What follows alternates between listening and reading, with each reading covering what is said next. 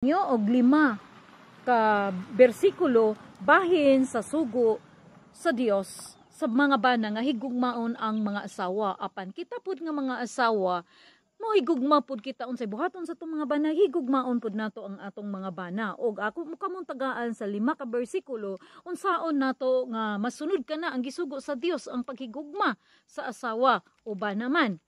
So number 1, Efeso chapter 5 verse 25, husband, love your wives just as Christ loved the church and gave himself up for her. So mao kana ang bana gisugo higugmaon ang mga asawa kasama kang Jesus nga nahigugma dito sa atong church, og sama pod nga naghalad si Jesucristo sa iyang lawas tungod sa iyang gugma sa imong asawa ba o bana o kanatong tanan. So mao kana atong buhaton. So number 2 verse, Genesis chapter 2 verse 21 to 24, mao kaning hinungdan nga gipamahal gipahigugma sa bana ang mga asawa kay number Genesis chapter 2 verse 21 to 24.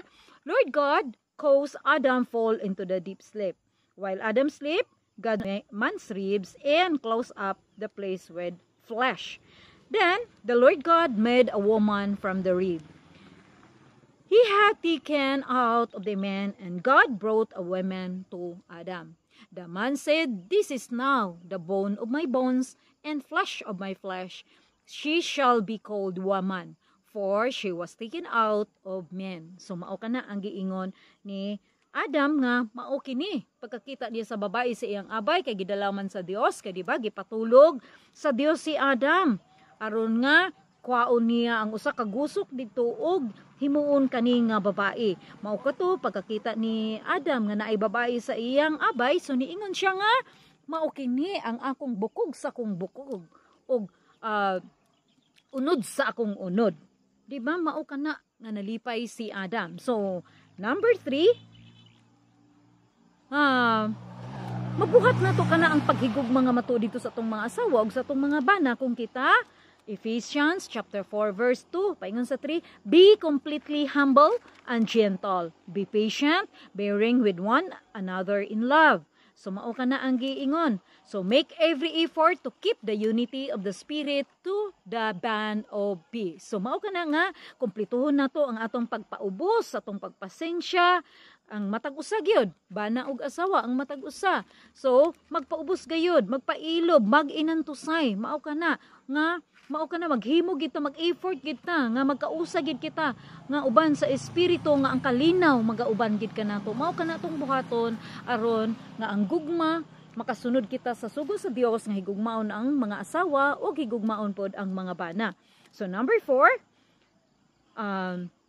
mao kini ang gihatag sa Dios kanato. 1 Corinthians chapter 13 verse 13, and now this is 3 remain: faith, hope, and love. But the greatest of this is love. So mao kana ang pinakadako gayod. So mao kana ang gikuan sa Dios kanato nga ang pagtuo, paglaom ug ang gugma iya kanang pabilin diri kanato nga mao kanatong buhaton, pero ang gugma gayod nga iya kanang gipabuhat kanato kay sige no naagay ninyo kung ang gugma naagay nato matuod uban sa pagpaubos wala gyud samok. So ang gugma gani ang atong ipalabaw, wala gyud tay garbo, magpaubos gyud ta kay wala man ang atong garbo kay ang gugma man mo'y naglabaw. Mao nang giingon sa Dios nga gugma gayod ang pinakauna nga iyang labaw nga tanan nga gisugo. So mao ka number 4. So number 5, sige ingon sa Dios, buhaton nato ang tanan gyud nga butang pinaagi sa uban ang gugma. So 1 Corinthians chapter 16 verse 14, do everything in love. So buhaton nato ang tanan uban sa gugma. Busa nga kita sa atong pamilya naagyud maglabaw ang gugma. Kay di ba una natong higugmaon ang Dios. So once tinuod ta na higugma sa Dios, atong higugmaon pud atong mga asawa, atong mga bana, atong mga anak, atong pamilya ug tanan tawo nagpalibot kanato.